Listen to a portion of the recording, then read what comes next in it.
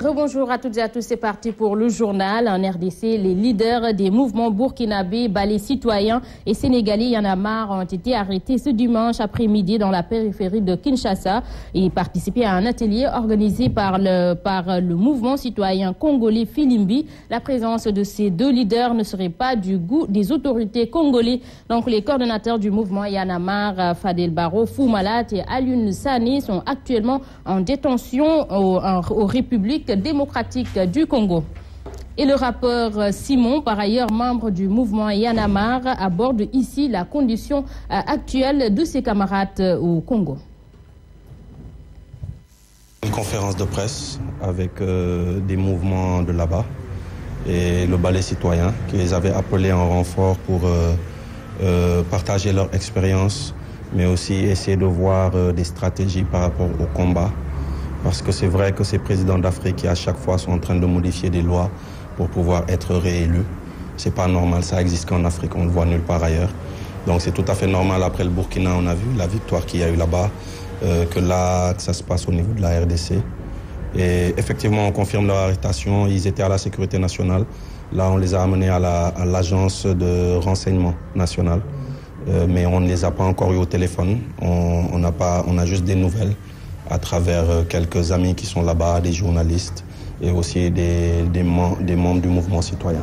Donc aujourd'hui, l'objectif de Y en a marre est-il de s'internationaliser? Après le Burkina, c'est le Congo. Cette arrestation de Fadel Barro et camarades, fallait-il s'y attendre? Est-ce que les membres du mouvement sont conscients des risques de leur combat? Autant de questions que Simon tente de répondre.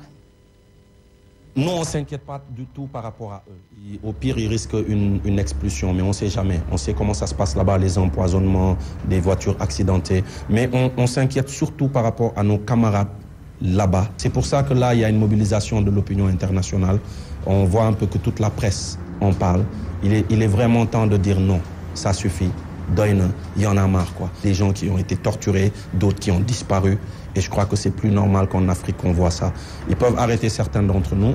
On connaît les risques. Avant de partir, on a été briefé.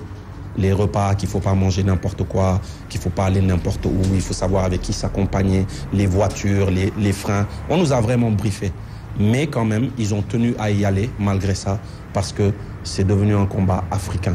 C'est devenu un combat international. Et il faut montrer que cette Afrique-là, elle est révolue. Autre affaire pendante devant la justice, Serigne Hassan Mbacké, fils de Serigne Até Mbacké, Ibn Serigne Fallou Mbacké, qui est convoqué ce lundi à la gendarmerie de Mbacké. Il sera entendu dans l'affaire de l'incendie de la maison et d'une boulangerie appartenant au député Moustapha Cissé-Lô. Serigne Hassan Mbacké, président du mouvement des jeunes marabouts, est soupçonné d'en être l'instigateur, j'y arrive plutôt. Voilà, Bati Seras doit être présenté au procureur ce lundi. Le lutteur-chef de file de l'écurie Guinaw Rail est soupçonné de poser des actes de sabotage en vue du 23 mars prochain, jour du verdict du procès de Karim Wade, et ses co-accusés poursuivis pour enrichissement illicite présumé et qui risquent plusieurs années derrière les barreaux. Bati Seras aurait procédé au recrutement massif pour le compte du Parti démocratique sénégalais de Nervi pour semer le trouble le jour marquant probablement la fin de ce feuilleton judiciaire. D'autres jeunes libéraux de la banlieue qui avaient été convoqués par les enquêteurs ont été finalement relâchés.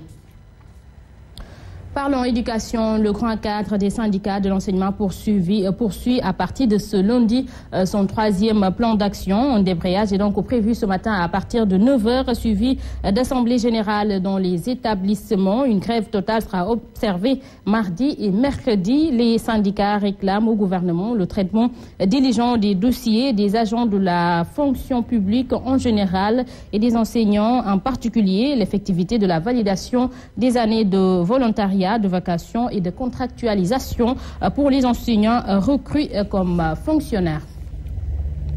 Même sans grève, les élèves il est difficile à l'établissement des parcelles assainies, unité 25, ils ne parviennent plus à faire cours. Une situation qui s'explique donc par le manque de moyens de cet établissement, nous dit Zahraïdar Abdoulaye Diagne.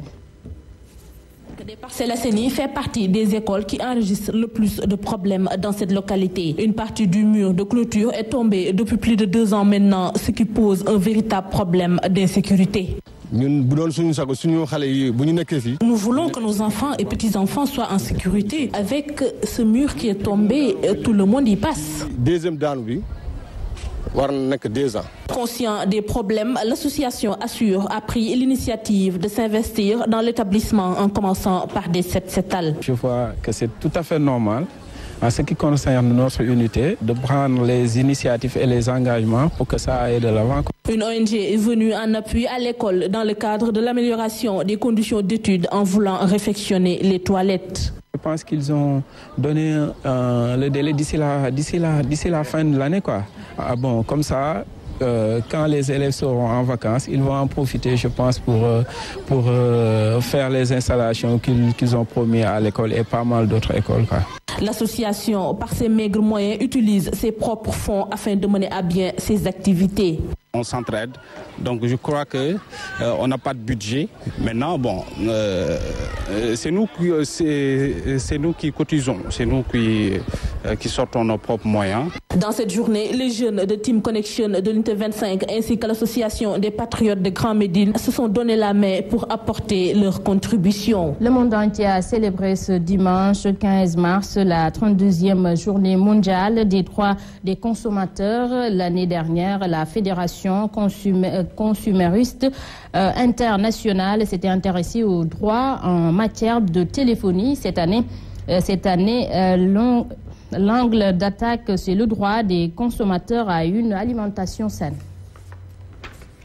Question toujours de consommation avec l'application de la nouvelle loi sur la lutte contre le tabac votée en mars 2014 pose problème, fait qu'aucun décret n'a été encore pris par des décideurs pour son effectivité, a souligné le président de la Ligue sénégalaise de lutte contre le tabagisme, Abdoulaziz Kassé.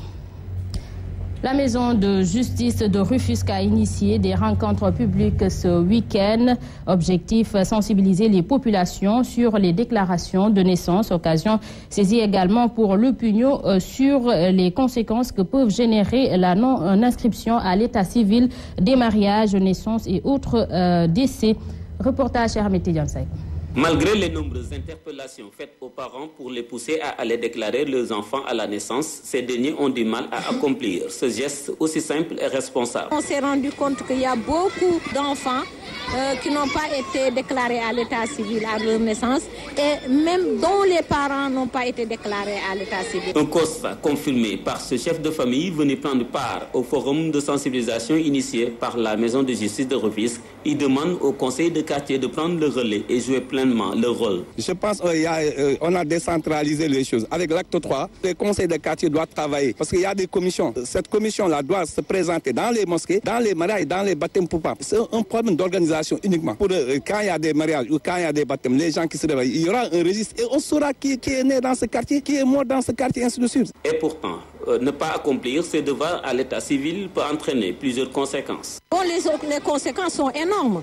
Un enfant qui n'a pas été déclaré à l'état civil, il ne peut pas se faire valoir être citoyen demain. Il ne peut pas être à l'école correctement, faire ses examens. Quand un couple n'a pas de certificat de mariage, au moment du divorce, il est extrêmement difficile d'avoir le divorce parce qu'on peut se marier sans le certificat de mariage, mais on ne peut pas divorcer sans le certificat de divorce.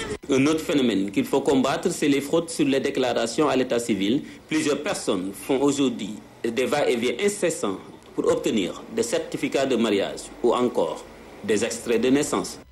Alors parlons sport. L'AS Pikine a compromis ses chances de qualification au prochain tour de la Ligue africaine des champions après sa large défaite, un but à 5 dimanche contre l'USMAN d'Ager lors de la manche aller. Le match au tour est prévu dans 2 semaines à Dakar. Voilà, donc mesdames et messieurs, c'était tout pour ce journal. À vous tous, merci d'avoir suivi. Merci à toute l'équipe technique et l'équipe rédactionnelle qui ont participé à la réalisation. 7h30, Mambenya vous retrouve pour la revue des titres et 7h45, c'est le journal. Quant à moi, je vous donne rendez-vous à 13h pour le flash d'information. Bon réveil matinal.